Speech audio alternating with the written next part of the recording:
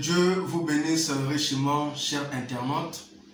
C'est encore le vôtre, le moindre de tous, le frère Francis Gaëlé, serviteur inutile, qui continue aujourd'hui à vous parler du sujet que nous avons commencé sur le véritable cœur que Dieu regarde. Donc aujourd'hui, nous sommes au niveau de notre 4e partie. Pour toi qui ne s'est pas encore abonné, je te lance une invitation solennelle de pouvoir t'abonner sur cette chaîne afin de ne pas manquer des moments d'édification de l'âme. Car cette chaîne est basée sur l'édification de l'âme au travers des prédications, au travers des chants et au travers également des prières. Donc, je t'invite de t'abonner pour toi qui n'as pas encore fait.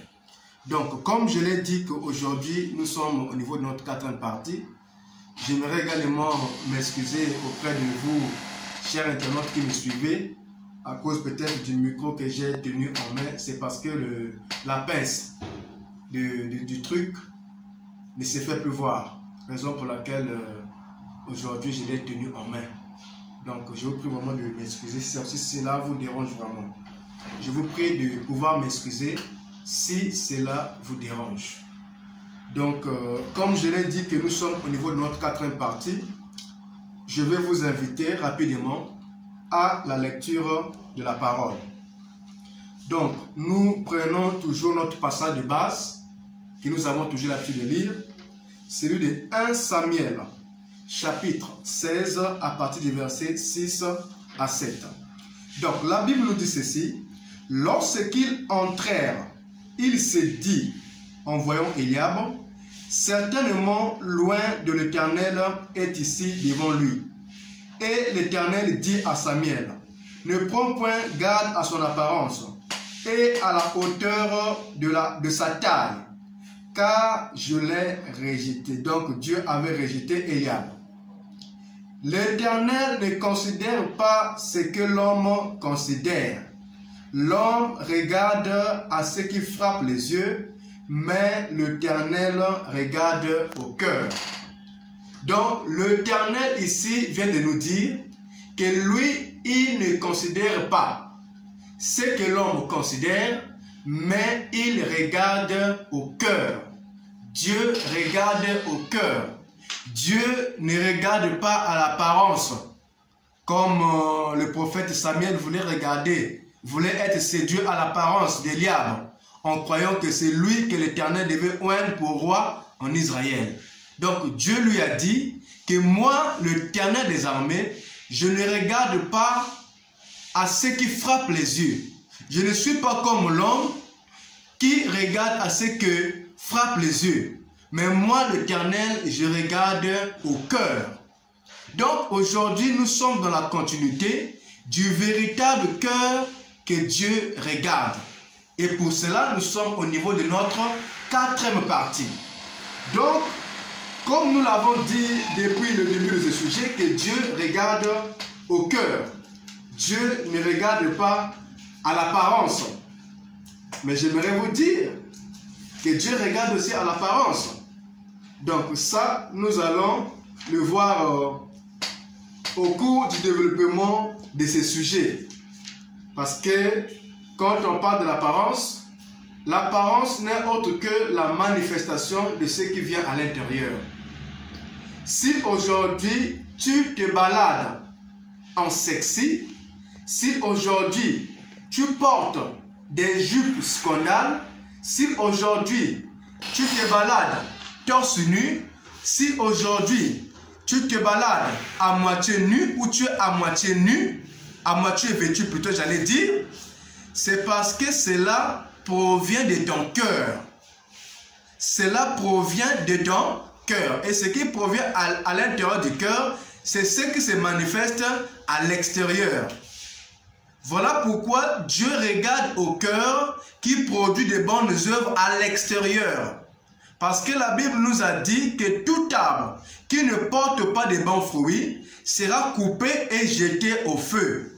Et nous avons appris avec vous que quand la Bible parle de l'arbre ici, il ne s'agit pas de l'arbre fruitier du genre, par exemple les safoutiers, l'avocatier, le manguier, etc. Mais ici, il s'agit de l'arbre individu. Parce que Psaume chapitre 1, à partir du verset 1, je prends jusqu'au verset 4, la Bible dit que heureux l'homme qui ne marche pas selon les conseils des méchants, qui ne s'assied pas en compagnie des moqueurs, mais qui trouve son plaisir dans la loi de l'Éternel et qui la médite nuit et jour. Il est comme un arbre planté près d'un courant d'eau. Donc ici la Bible compare l'homme à un arbre. Et si tu es un arbre, tu es censé produire de bons fruits. Maintenant, si tu es un arbre qui produit de mauvais fruits, alors tu n'as pas d'importance. On doit te couper et on doit te jeter au feu. Raison pour laquelle Jean-Baptiste a dit que la cognée est déjà mise à la racine de l'arbre. La cognée est déjà mise à la racine de l'arbre. Et tout arbre qui ne porte pas de bons fruits sera coupé et jeté au feu. Et l'arbre là, il s'agit de toi. Il s'agit de toi en tant qu'individu. Que ce soit homme ou femme, enfant ou grand, bébé ou qui que ce soit. Bon, mettons les bébés à l'écart parce que l'enfant, les adolescents n'ont pas vraiment la conscience du bien et du mal. Donc eux de ce côté-là, ils sont de plus exclus. Mais dès lors que tu as atteint l'âge de la raison, tu es censé prendre la bonne voie. Produire des bons fruits. Et pour les produire, il faut écouter la parole de la vérité. Comme l'a dit Jésus-Christ, Père, sanctifie-les, car ta parole est la vérité. Donc Dieu regarde pas seulement à l'apparence, mais il regarde au cœur. Mais quand le cœur est agréable à Dieu, cela produira des bons fruits à l'extérieur. Voilà pourquoi nous revenons avec Matthieu chapitre 15. Nous allons boucler ça aujourd'hui. Parce que la fois dernière, j'étais obligé d'arrêter parce que la caméra m'avait fait signe. Donc aujourd'hui, nous sommes toujours dans Matthieu chapitre 15 à partir du verset 18. Mais ce qui sort de la bouche vient du cœur et c'est ce qui suit l'homme.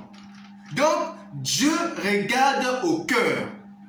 Et ici, Matthieu chapitre 15, 18 dit, ce qui vient de la bouche, ce qui sort de la bouche plutôt, vient du cœur. Et ce qui sort de la bouche, donc ce qui sort de la bouche, vient du cœur. Et Jésus continue, il dit, car c'est du cœur que viennent des adultères, les débauches, les vols, les faux témoignages, les calomnies, voilà les choses qui suivent l'homme. Mais manger sans être lavé les mains, cela ne suit pas l'homme. Donc Dieu regarde au cœur. Mais est-ce que c'est ce cœur dont Jésus est en train de nous parler ici là, dans Matthieu 15, 18 à 19, où il est dit que c'est du cœur qui viennent des meurtres, c'est du cœur qui viennent des pensées mauvaises, c'est du cœur qui viennent des adultères, que c'est du cœur qui viennent la débauche, des faux témoignages, des calomnies et autres. Je te dis déjà, ce n'est pas à ces cœurs-ci que Dieu regarde. Parce que ce cœur-ci produit des mauvais fruits. Ce cœur-ci produit des mauvais fruits qui sont contraires à la parole. Et ce sont ces cœurs-ci qui seront coupés et jetés au feu. Un arbre dont le cœur se conduit ainsi, ou une personne dont le cœur se conduit ainsi, ce sont ces genres de cœurs-là qui seront coupés et jetés au feu. Ces genres de cœurs-là iront en enfer s'ils ne se répandent pas avant de mourir, avant de pouvoir quitter la terre. Donc la fois dernière, je n'avais pas bouclé ce passage, je n'avais pas terminé la pensée, parce que Jésus-Christ a étalé beaucoup de choses ici qui vont de pair avec le livre de Galates chapitre 5 à partir du verset 17. Donc, je vous invite à tourner les feuilles de l'écriture avec moi pour rejoindre rapidement Galates chapitre 5 à partir du verset 17. on cite les œuvres de la chair qui font partie également des choses dont Jésus a cité dans Matthieu chapitre 15, 18, 17, disons, jusqu'à 19. Galates 5, verset 17. Car la chair a des désirs contraires à ceux de l'esprit, et l'esprit en a des contraires à ceux de la chair. Ils sont opposés afin que vous ne fassiez point ce que vous voudriez. Si vous êtes conduit par l'esprit, vous n'êtes point sous la loi. Donc, le cœur que Dieu regarde également, c'est le cœur qui est rempli de l'Esprit de Dieu. Si vous êtes conduit par l'Esprit, vous n'accomplirez point les œuvres de la chair. Si vous êtes conduit dans l'Esprit, vous ne manifesterez point les œuvres de la chair, parce que l'Esprit prendra le dessus sur vous. Et vous n'allez plus vivre selon vous, mais vous allez vivre selon ce que l'Esprit va vous communiquer. Et l'Esprit vous communique les commandements du Seigneur. Et quand vous avez l'Esprit du Seigneur, cela va crucifier les œuvres de la chair et manifester les œuvres de l'Esprit. La Bible dit ceci, verset 18. Si vous êtes conduit par l'Esprit, vous n'êtes point sous la loi. Or, les œuvres de la chair sont manifestes. En d'autres termes, les œuvres qui proviennent du cœur sont manifestes. Le dérèglement, l'idolâtrie, la magie, les rivalités, les querelles, les jalousies, les animosités, les disputes, les divisions, les sectes, l'envie et l'ivrognerie, les excès de table et les choses semblables. Je vous le dis d'avance, comme je l'ai déjà dit, que ceux qui commettent de telles choses n'hériteront point le royaume des cieux. En d'autres termes, les cœurs qui produisent ce genre des œuvres n'iront point au ciel, n'hériteront point le royaume de Jésus-Christ. Ces cœurs-là ne vont pas participer à la gloire à venir que Christ est allé nous préparer. Parce qu'il a dit qu'il est avantageux que je m'en aille afin que j'aille vous préparer une place. Afin que là où moi je suis, que vous y soyez aussi. Donc Jésus-Christ en quittant la terre est allé préparer une place pour ceux qui l'aiment.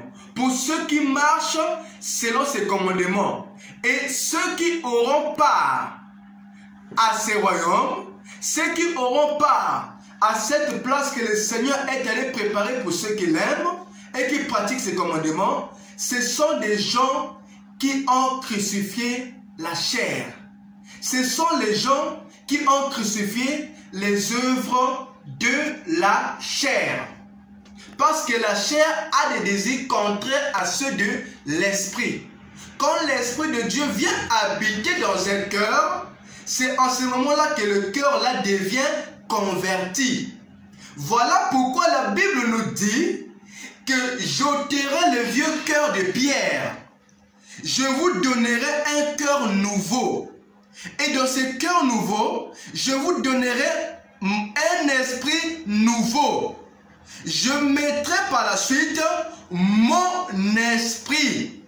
Donc la première des choses que Dieu devait faire, il devait ôter le cœur de pierre. C'est quoi le cœur de pierre?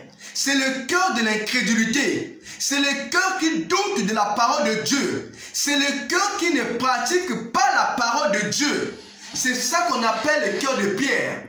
C'est le cœur qui vit dans l'adultère. C'est le cœur qui vit dans l'impudicité. C'est le cœur qui vit dans la convoitise. C'est le cœur qui vit dans les animosités. Le fait d'haïr quelqu'un sans cause. Comme le dit la Bible. Vous voyez des gens qui disent que ce garçon-là, moi je ne l'aime pas. La fille-là, je ne l'aime pas. Ce papa-là, moi je ne l'aime pas. Ce pasteur-là, moi je ne l'aime pas. Pourquoi tu ne l'aimes pas? Je ne sais pas, mais néanmoins, je ne l'aime pas. Pourquoi tu ne l'aimes pas? Je ne sais pas, mais néanmoins, je ne l'aime pas. Donc, haïr quelqu'un sans cause, c'est ça qu'on appelle les animosités. Et beaucoup de gens sont remplis de cet esprit. Si vous mourrez dans cette condition-là, vous irez en enfer. Aujourd'hui, c'est votre jour. Que Dieu vous appelle à sortir des animosités. Jésus nous recommande de ne haïr personne. Même si la personne nous a fait du mal, on doit lui pardonner.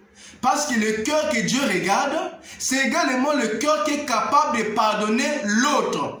Peu importe le mal qu'il t'a fait, même s'il a eu à t'escroquer l'argent, même s'il a eu à tuer ton père, même s'il a eu à te faire un mal quelconque, sous une autre forme, sous plusieurs formes, tu dois être capable de pouvoir lui pardonner. Parce que si tu ne lui pardonnes pas, le jour que toi tu commettras le péché et que tu iras auprès de Dieu afin qu'il puisse te pardonner, Dieu ne te pardonnera pas également. Parce que vous serez pardonné si vous pardonnez aux autres. Donc, le cœur de Pierre devait être ôté. Dieu devait ôter le cœur de l'incrédulité. Le cœur qui te pousse d'aller tout le temps draguer des filles. Le cœur qui te pousse de vivre dans la vie sexuelle sans être marié. Tu vis dans l'impudicité. Tu n'es pas marié, mais tu pratiques le sexe. Sache-le que ton cœur est pourri devant Dieu. L'apôtre Paul nous a dit dans Galates chapitre 5 que ceux qui commettent de telles choses n'hériteront point le royaume des cieux. Ça c'est Galates chapitre 5, verset 17 à 21. Que ceux qui pratiquent l'impudicité, ceux qui pratiquent l'adultère, n'hériteront pas le royaume des cieux. Ceux qui pratiquent la convoitise n'hériteront pas le royaume des cieux. Ceux qui pratiquent les excès de table n'hériteront point le royaume des cieux. Ils n'iront point au ciel. Dieu regarde seulement le cœur. Il ne regarde pas à ce que moi je fais. Même si j'ai un copain, c'est un plaisir. C'est Dieu qui a placé ce plaisir en nous. Et à un moment donné, ce plaisir doit être satisfait. Mais qui t'a dit que ce plaisir-là doit être satisfait de la manière dont toi tu le penses? Ce plaisir, pour que cela soit satisfait, il faut que tu puisses te marier légalement. Et en ce moment-là, tu peux vivre ainsi. Mais sans ce cas-là, si tu pratiques cette vie de sexe sans être marié, retiens-le aujourd'hui, même si c'est toi qui as acheté les bons de l'église là où tu pries. Même si c'est toi qui as offert au pasteur une voiture. Même si tu payes ta dîme. Même si tu soutiens ton église à 100% là où tu pries. Les jours où tu vas mourir, ton âme ira droit en enfer. Retiens-le, mon cher frère. Retiens-le, ma chère sœur, qui m'écoute en ce moment. Dieu t'interpelle de sortir de la vie de l'impudicité. Dieu t'interpelle de sortir de la vie de souillure. Dieu t'interpelle de sortir de toute vie impure et de venir à lui. Et ayant cette vie de souillure que tu mènes, le jour où tu vas mourir, ton âme ira en enfer. Détrompe-toi de ce que les prêtres t'ont dit, que quand nous mourrons, nous avons un purgatoire, nous avons un ciel et nous avons un paradis. Si tu meurs et que tu as commis beaucoup de péchés sur la terre, ton corps sera placé au niveau purgatoire. Donc tu es au milieu entre le ciel et le paradis. Et le prêtre va offrir une prière spéciale pour toi afin que ton corps quitte le lieu qu'on appelle purgatoire pour intégrer le ciel. Ça, c'est un faux enseignement. Mon cher ami, le salut, c'est un sacrifice complet. Et ça se prépare dès lors que tu es ici sur la terre. Sache-le que le salut se prépare.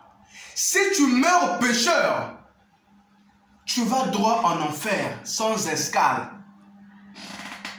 Même si tu as été membre d'une église du message, ce n'est pas le fait que tu sois membre de l'église du message que tu iras au ciel.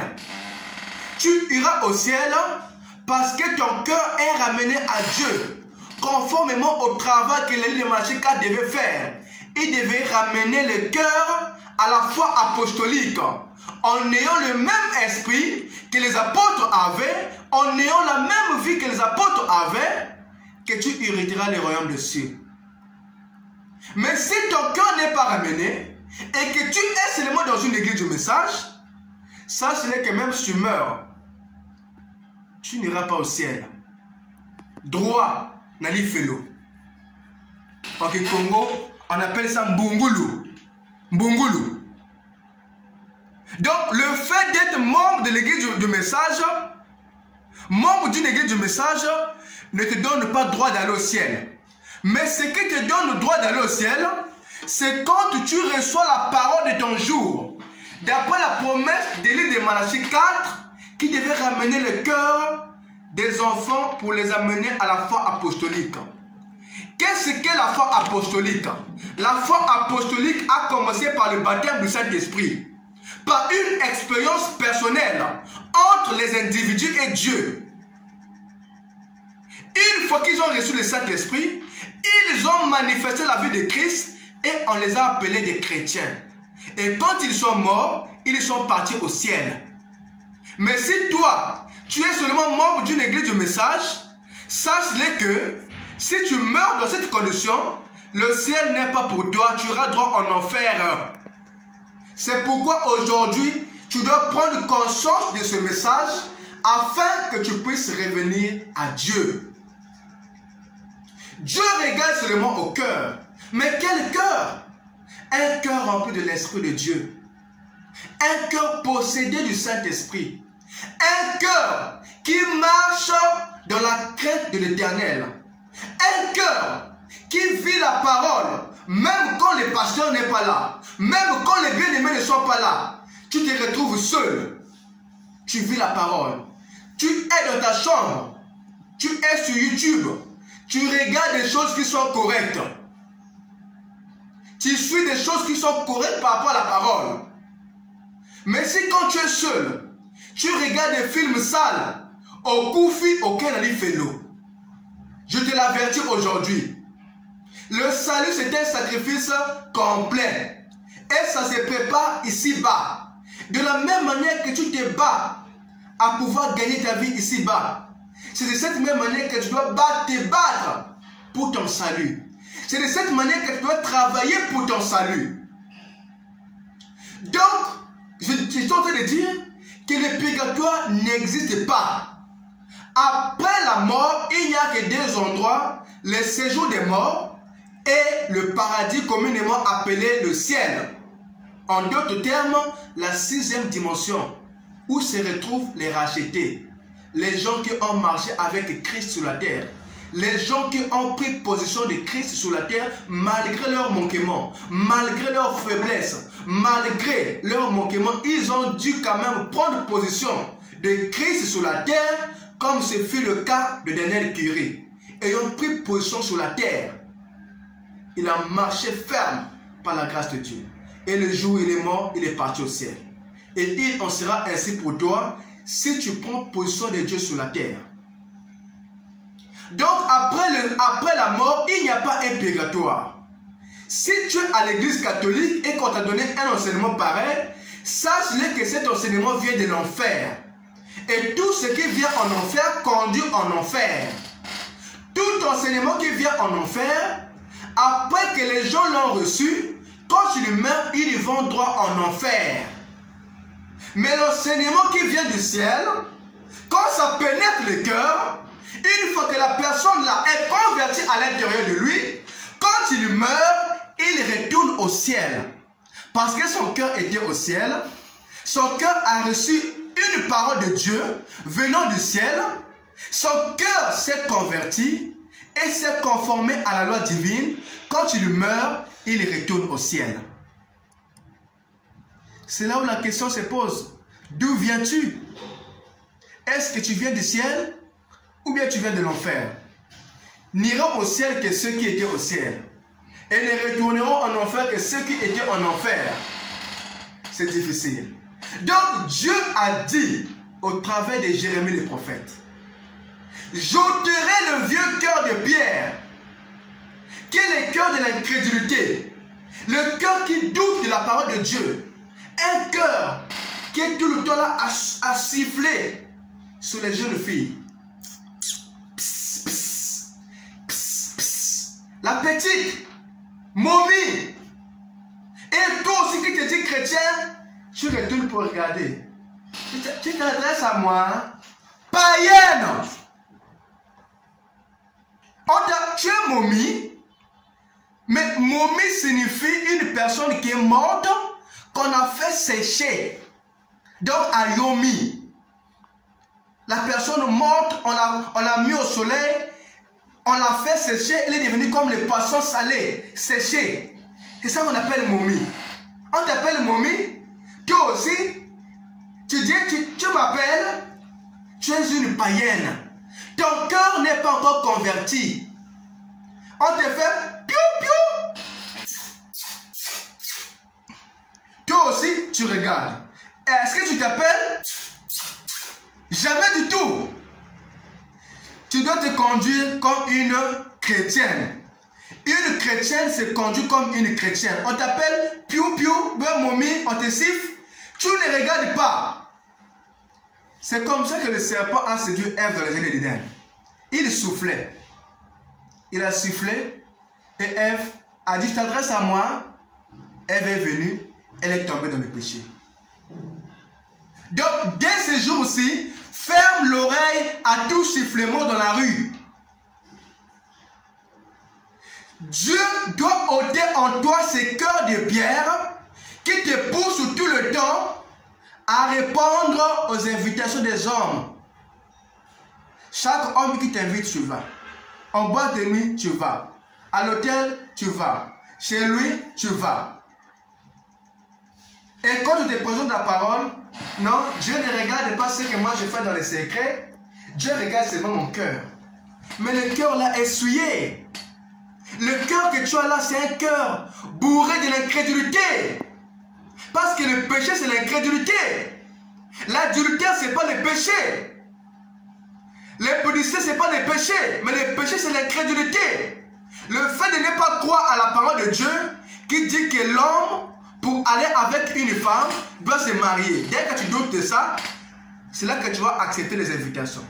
C'est là que tu vas aller draguer. Et ce cœur-là n'irritera point le royaume des cieux. Ce n'est pas moi qui te le dis.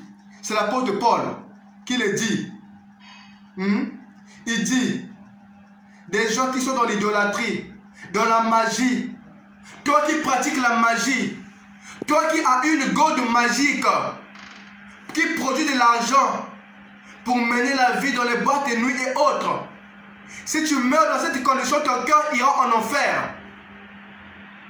Donc l'apôtre Paul dit en un mot ici que ceux qui commettent de telles choses n'hériteront point le royaume des cieux. Ceux qui vivent dans l'impudicité, ceux qui vivent dans la masturbation, ceux qui vivent dans l'adultère, ceux qui vivent dans la pornographie, ceux qui vivent dans toute la souillure, dans les querelles, dans les disputes, dans toute vie souillée, n'hériteront pas le royaume des cieux. Attaque voilà au sein de l'église un message. Au koufi auquel il fait l'eau. Le message, c'est le sang de Jésus-Christ aujourd'hui. Applique le message dans ton cœur, tu seras purifié de toutes les souillures du monde. Et tu seras une épouse pure, comme le dit la parole de Dieu. Madame Jésus. Donc c'est ça, bien-aimés. Que ceux qui vivent ainsi n'hériteront point le royaume des cieux. Donc le cœur que Dieu regarde, c'est un cœur qui se conduit conformément à la parole divine. Je vais prendre rapidement avec vous Nous prenons le livre de Matthieu. Matthieu chapitre 12. À partir du verset... Matthieu chapitre 12, à partir du verset 33. La Bible dit ceci. Matthieu 12, verset 33. Les disciples lui dirent, comment... Non, Matthieu chapitre 12, j'ai dit. Matthieu chapitre 12, verset 33. La Bible dit, ou dites que l'arbre est bon et que son fruit est bon. Ou dites que l'arbre est mauvais et que son fruit est mauvais. Car on connaît l'arbre par le fruit.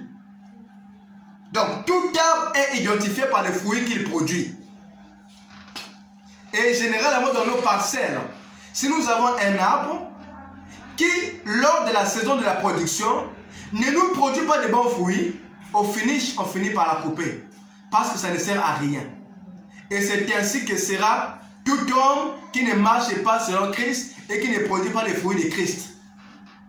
En ayant l'esprit de Christ par une nouvelle naissance. Donc, avant de continuer, j'ai fini d'avoir la pensée d'Ézéchiel. Donc, Dieu devait ôter le cœur de Pierre, qui était le cœur d'incrédulité, pour donner maintenant le cœur, pour donner un cœur nouveau. Et dans le cœur nouveau, Dieu met l'esprit nouveau. Une nouvelle manière de penser. Une nouvelle manière de vivre. Une nouvelle manière de se conduire. Non, un chrétien ne fume pas, je ne dois pas fumer. C'est ça l'esprit nouveau. Non, un chrétien ne se masturbe. Donc, un chrétien ne fume pas, je ne dois pas fumer. Un chrétien ne va pas en boîte de nuit, je ne vais pas en boîte de nuit. Ça c'est quoi? C'est l'esprit nouveau. Un chrétien ne drague pas, je ne dois pas draguer. Un chrétien ne cherche pas les plaisirs de ce monde. Je ne dois pas chercher les plaisirs de ce monde. C'est l'esprit nouveau. Un chrétien doit gêner, je dois gêner. Un chrétien doit prier, je dois prier. Un chrétien doit se consacrer, je dois me consacrer. C'est l'esprit nouveau. Donc, premièrement, Dieu devait ôter le cœur de l'incrédulité. Le cœur qui doute la parole de Dieu. Le cœur qui ne veut pas pratiquer la parole de Dieu. Et par la suite, Dieu devait mettre l'esprit nouveau. Une nouvelle manière de penser. Une nouvelle manière de voir le monde. Une nouvelle manière de se conduire. Une nouvelle manière d'agir. C'est l'esprit nouveau. Ce n'est pas la nouvelle naissance. Généralement, beaucoup de gens, quand ça arrive à ça, ils se disent que j'ai déjà le Saint-Esprit. Alors que ce n'est pas ça. Et par la suite, je mettrai mon esprit. C'est-à-dire, mon esprit viendra tabernacler dans un tel cœur. Dont le cœur de Pierre a été ôté, dont l'esprit nouveau a été mis, et au sein de tout cela, Dieu vient déverser son esprit. Voilà pourquoi on dit que le Saint-Esprit n'est pas un hélicoptère. Un hélicoptère atterrit n'importe où. Dans les gazons, là où il y a les goudrons, là où il y a les sols, le sable, il atterrit. Mais le Saint-Esprit, c'est un esprit saint. Il atterrit dans un cœur propre. Voilà pourquoi la Bible dit, ce que Dieu veut, c'est votre sanctification. C'est votre sainteté. Et sans la sanctification, nul ne verra Dieu. Nul n'entrera dans le royaume des cieux. C'est pourquoi une personne, quand il écoute la parole de Dieu, il doit s'adapter à cette parole, afin de se purifier par l'eau de la parole, et que par la suite, une fois le cœur est purifié par la parole, l'Esprit de Dieu viendra maintenant résider dans ce cœur, qui est l'Esprit Saint. Donc, si tu vis pourtant dans l'adultère, dans l'impudicité, dans la souillure, dans la convoitise, dans la magie, dans la sorcellerie, dans toutes ces choses, sache-le que ton cœur est en danger. Et étant donné que le cœur est en danger, s'il meurt dans cet état-là, il ira droit en enfer. C'était ça un peu mes bien-aimés. Donc Dieu devait ôter le cœur de Pierre. Parce que Dieu, l'homme dit que, et l'homme répète Dieu en disant que Dieu regarde seulement le cœur. Mais quel type de cœur? Le cœur qui se conduit selon Dieu. Mais je pense quand même, je vais quand même achever. Je vais achever. Donc, je prends la parole de Dieu dans Matthieu chapitre 12, verset 33. Ou dites que l'arbre est bon et que son fruit est bon. Ou dites que l'arbre est mauvais et que son fruit est mauvais. Car on connaît l'arbre par les fruits. Jésus dit, parce que les pharisiens avaient la connaissance que quand un arbre est bon, il produit des bons fruits. Et quand un arbre est mauvais, il produit des mauvais fruits. Jésus leur dit, race de vipères, comment pouvez-vous dire de bonnes choses, méchants comme vous l'êtes? Car c'est de l'abondance du cœur que la bouche parle. La Bible nous a dit que l'homme est comme les pensées de son cœur. Nous lisons cela rapidement dans Proverbes, chapitre 4. Non, Proverbes, chapitre 23. Proverbe 23, versets 6 à 7. La Bible dit, ne mange pas le pain de celui dont le regard est malveillant, et ne convoite pas ses friandises, car il est comme les pensées de son âme. Il mit pour l'homme. L'homme est comme les pensées de son âme, et l'âme se trouve dans le cœur. En d'autres termes, l'homme et ses pensées sont égaux. L'homme et ses pensées, ils sont un. Voilà pourquoi la nature nous dit, si on ne peut pas croire à un homme sous base de ce qu'il dit dans sa bouche, alors on ne peut aucunement le croire. Pour croire un homme, il faut le croire en fonction de ce qu'il vous dit. Et si ce qu'il vous dit est le mensonge, alors le cœur de cet homme-là, en un mot, est perverti. Parce qu'un cœur mensonger, c'est un cœur perverti. Un cœur hautain, c'est un cœur perverti. Donc Dieu a besoin de cœurs purs.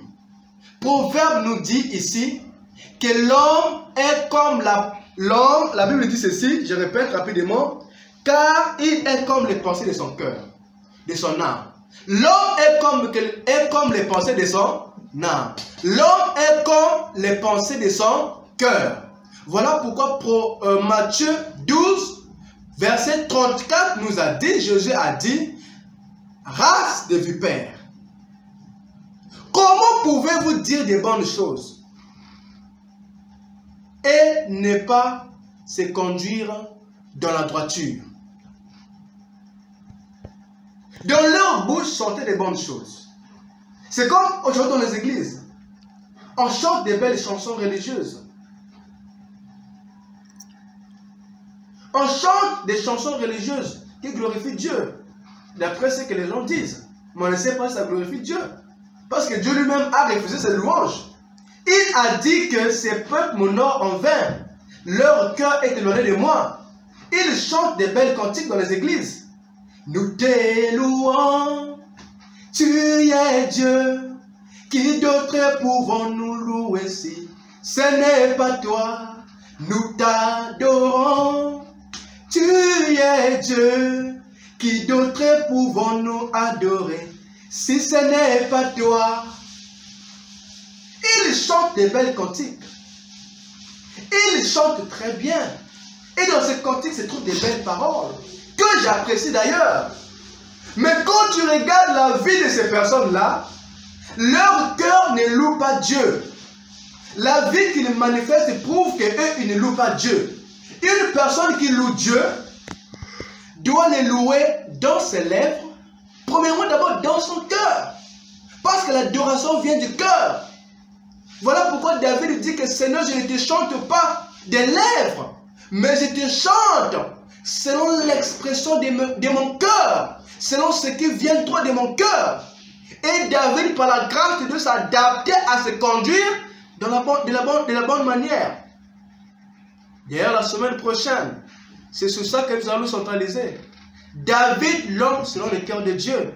Et c'est là que je vais vous montrer le cœur auquel Dieu prend plaisir. Parce qu'avant, il fallait d'abord balayer tout ce que les gens pensent comme étant le cœur correct, qu'ils essaient de présenter aux hommes ou à Dieu. Que Dieu regarde seulement le cœur. Jésus dit, race de vipères. Comment pouvez-vous dire des bonnes choses et ne pas discerner les temps, ne pas pratiquer ce qui est juste? Jésus leur dit que c'est de l'abondance du cœur que la bouche parle. Donc, l'homme en un mot parle par son cœur. L'homme en un mot pense par son cœur. Et c'est prouvé même scientifiquement que l'homme réfléchit par son cœur. L'homme pense par son cœur. C'est ce que Dieu dit. Autrefois, les scientifiques ont dû douter, mais aujourd'hui, avec leurs recherches dans la médecine, ils ont compris que c'est réel. Cela prouve que ce que Dieu dit, c'est l'absolue vérité. Voilà pourquoi la Bible dit que toute parole d'homme soit considérée pour un mensonge et que la parole de Dieu soit considérée pour la vérité. C'est de l'abondance du cœur que la bouche parle. Le livre de Jacques, chapitre 3, à partir du verset, je termine par là.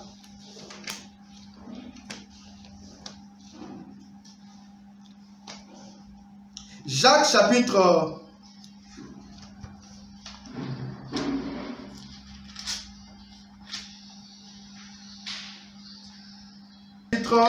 3. La Bible dit ceci, que la langue aussi est un feu. C'est le monde de l'iniquité. Donc, la langue, l'oudimi. La langue est placée parmi nos membres, suyant tout le corps. Donc, la langue là, elle suit le corps. Chaque fois que tu parles, médire, c'est par la langue. Chaque fois que tu insultes, c'est par la langue. Chaque fois que tu calomnies, c'est par la langue. Donc, elle suit tout le corps. Et enflammant le cours de la vie. La Bible dit, toutes les espèces de bêtes, je saute directement, je viens verset 8. Jacques chapitre 3, verset 8. Mais la langue, aucun homme ne peut la dompter. C'est un mal qu'on ne peut réprimer. Elle est pleine d'un venin mortel. Par elle, nous bénissons le Seigneur, notre Père, et par elle, nous maudissons les hommes faits à l'image de Dieu. Donc, par notre langue, nous bénissons l'Éternel en disant, nous te louons, tu es Dieu, qui d'autre pouvons-nous louer, si ce n'est pas toi, nous t'adorons, tu es Dieu, qui d'autre pouvons-nous adorer, si ce n'est pas toi. Dieu soit loué, Jésus, Dieu soit loué, le roi des rois. Louons, louons Jésus. Donc, par la langue là, nous bénissons le Seigneur. Et c'est avec cette même langue là que nous trompons les gens. C'est avec cette même langue là que nous maudissons les hommes faits à l'image de Dieu. Dès lors que quelqu'un te chipe de l'argent, quelqu'un te fait un mal, tu le maudis. La Bible interdit à ce que l'homme puisse maudire son semblable. S'il y a quelque chose que l'homme peut maudire, ce sont les esprits mauvais, les démons. C'est cela que l'homme doit maudire, et non son semblable. Car Dieu a dit, à moi la vengeance, à moi la rétribution. La Bible dit, la source fait-elle jaillir par la même ouverture l'eau douce et l'eau amère? La source peut faire jaillir de l'eau douce et de l'eau amère. Est-ce qu'une source que nous connaissons dans le naturel peut produire à l'instant T de l'eau douce et de l'eau amère? En aucun cas. La source ne produit que l'eau douce. Ce qui revient te dire que le cœur que Dieu regarde, c'est un cœur dont Dieu lui-même a scellé son esprit. Dieu a dompté. Parce que ce qui dompte la langue, c'est l'esprit de Dieu. Quand l'esprit vient sceller l'âme, la langue est contrôlée par l'esprit, le corps est contrôlé par l'esprit, la bouche est contrôlée par l'esprit. Voilà pourquoi Jésus a dit qu'avant d'ouvrir la bouche pour parler, il faut réfléchir, il faut tourner la langue 7 fois.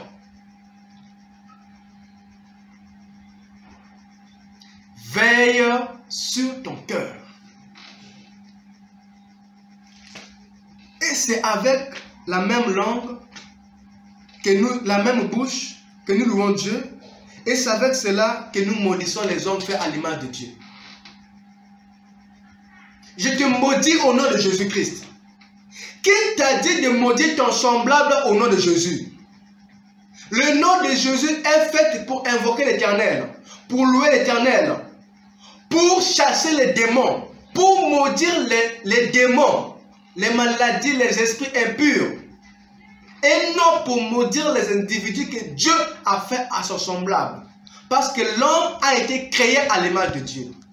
Après avoir insulté, après avoir fait tout ce qui est mal, Dieu regarde seulement au cœur. Quel cœur? Un cœur de Caïn.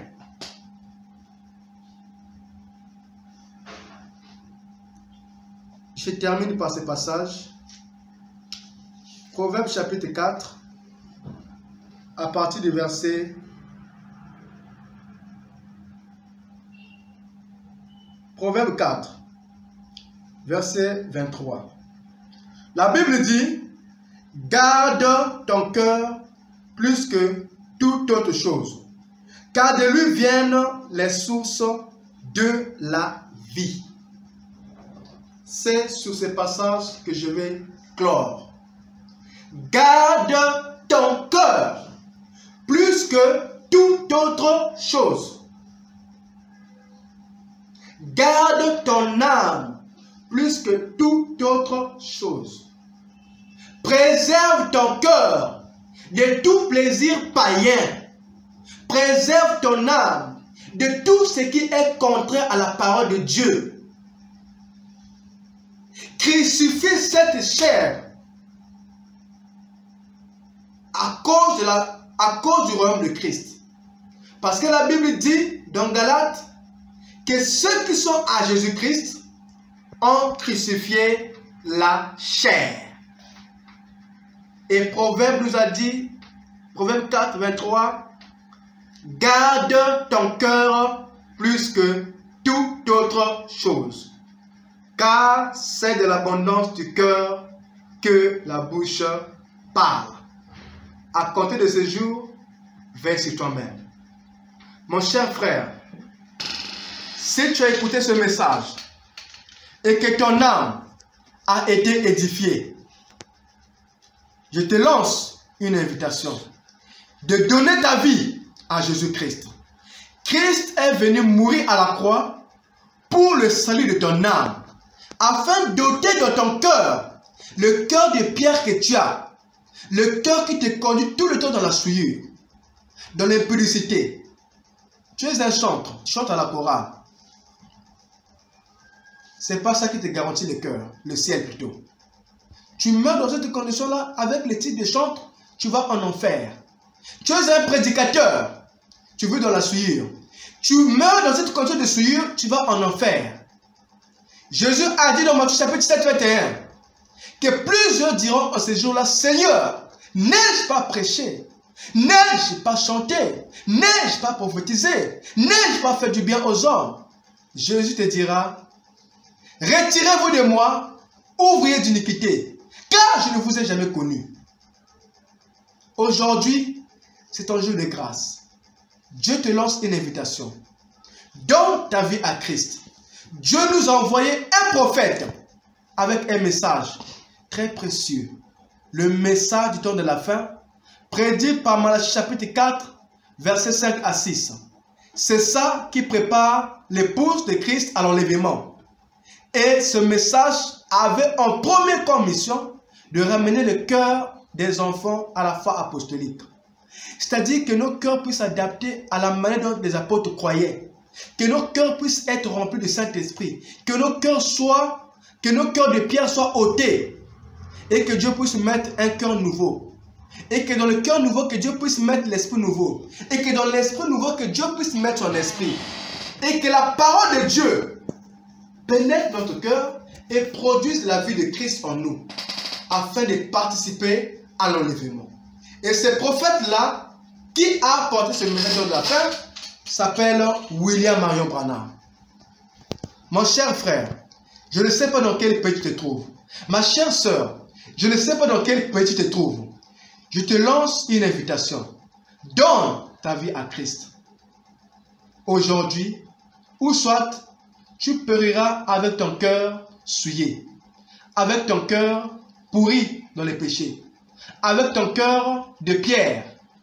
Ne veux-tu pas que le cœur de pierre que tu as soit ôté, afin que tu aies un cœur semblable à celle que Dieu agrée?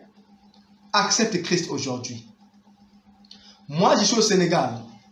Peu importe le pays où tu te trouves, cherche une église où on prêche le message du temps de la fin, prêché par le prophète William Branham. Va communier là-bas. Donne ta vie à Christ. En prenant le baptême au nom de Jésus-Christ, en acceptant le message du temps de la fin, qui te conduira droit au ciel. Pour ceux qui sont au Sénégal, qui veulent me contacter, mon numéro est le 77 862 49 03. Mon numéro de téléphone, je mets l'index devant, 00 221 77 862 49 03. Mon numéro WhatsApp, c'est le 00 221 76 438 24 61. Contacte-moi, écris-moi et nous allons nous entretenir pour ceux qui veulent prendre le baptême véritable au nom de Jésus-Christ et suivre la vérité que je vous ai présentée afin que vous puissiez avoir des cœurs dignes de Dieu. Je répète mon numéro WhatsApp, c'est le 76, donc 00221 76 438 24 61. N'hésite pas de m'écrire, n'hésite pas de m'appeler afin que ta vie soit donnée à Christ. Fais-le pour la gloire de Jésus-Christ, car je parle pour le salut de ton âme. Que le Seigneur Jésus-Christ puisse vous bénir.